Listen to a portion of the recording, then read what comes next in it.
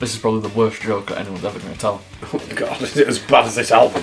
And hey presto, we're talking about Presto by Rush. So we're two huge Rush fans, and we've got tickets to see the band for the first time live next year as part of the 50-something tour if Geddy Lee doesn't get bronchitis again. And in the lead up, we're doing this series called Road to Rush, where we listen to and review every Rush album, one per week, and share our thoughts. This time it was the turn of the band's 1989 studio album, Presto. Now, you briefly hinted of your opinion on this album there. Was it a stinker? I'm not going to go so far to say as that. Okay. It was a bit AOR. Okay. Yeah, just a bit middle of the road. Like, Yeah. I understand, but when I read up about it and saw how well it did, Yeah. I was, really? Something really made me laugh about this album. I was reading the background before I listened to it on Wikipedia, and the first line on the Wikipedia is, the band wanted to get away from the sounds of strings and synthesizers and samples and back to guitars. And then when I hit play on the first song, it started with a bunch of samples and strings, and I'm like, well, obviously it didn't go so well, this idea, but I genuinely thought Show Don't Tell is one of the all-time great Rush tracks. The way it started with that weird odd time intro and then the vocal just weaved its way into it. I think it's the best opener we've had for a good few Rush albums. True, but he did start very strong, and very strong vocals all the way through. Yeah. He didn't sound like he was trying at all. He was just words were just coming out. And it sounded really modern. Like, the drums sounded really modern. Yeah. Very 90s, you know, even though it's 89, we're into the 90s, you know, there's heavily compressed kick drum and bass drum and snare and all that stuff. I understood the getting away from the synthesizers and so on, but like all the guitar parts were all quite heavily not synthesized, but you know, they were very 80s-ish in effect. Yeah. And it just reminded me of when bands that are like Split Enz, when they got into the maturity before they disbanded in the mid 80s. This is where they've got to, but still slightly more primitive. It feels like they've grown up sort of 10 years between the last two albums, you know. Definitely. I will say that I was so excited for the rest of the album after the opener, and it was one of the only Rush albums where I thought maybe it was one or two songs too long. Yes, I did check and see, are we there yet? And we actually were. And it wasn't like the last two were, you know, the biggest, oh bloody hell, that's definitely the ending, you know. Yeah. And it was one of those, have we finished it? Is it a bonus track or something like that? I bet they started wearing polo shirts at this time. Yeah. You know,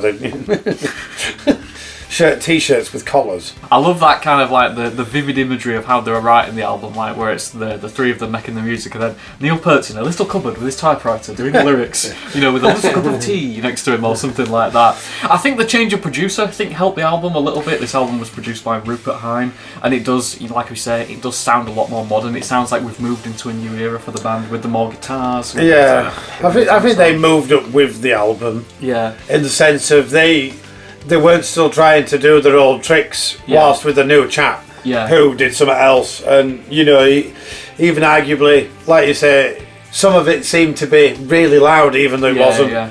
But I still think there's some of the groovier elements. But some of the bass, I thought, that sounds like a synth to me. Yeah. They didn't say they didn't use any at all, but they did detract from it quite a lot. There was definitely a blending going on where there was some bits of MIDI in there with like some of the bass and the guitars blended in with the real ones to augment them. But I think it was the style at the time. I think they were just experimenting like they had done on the previous ones with the sound of the era, and they were moving away from that kind of from the Rush sound of previous albums. I think it's very telling that on the 50-something tour they don't play any songs from Presto. Right, okay. And that was one of the first things I noticed when I looked at the track listing for the first time. I was right, none of this is in the current set.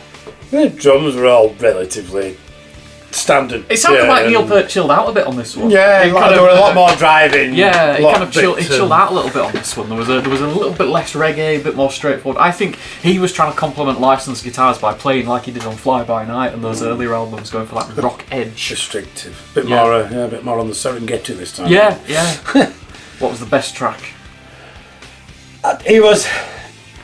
Just because they did, you know, it scars, I think. Okay. It was a nice funky vibe, and there was much more dynamic than the rest of the album in the sense of it was just a bass drum and hi-hat, so it was a full beat and it transitioned really nice. And it's just the one that made me go, oh, which one's this? Yeah. And I thought it was a bit mad how it was probably track 5, so it'd be the first side probably. It's amazing, the songs that make you look up, aren't they? Those are the songs that whatever you're doing, or if you go, you look up and you go, oh, what's this? You know, they take you out of the zone. For me, it has to be, again, the first track, Show Don't Tell. And it just had that odd time intro. Yeah, it started out a bit cheesy. I did find myself laughing a little bit when all those sounds came in at the beginning. I was like, oh, no, not this again. We've had enough. We've had enough of this, guys. Come on.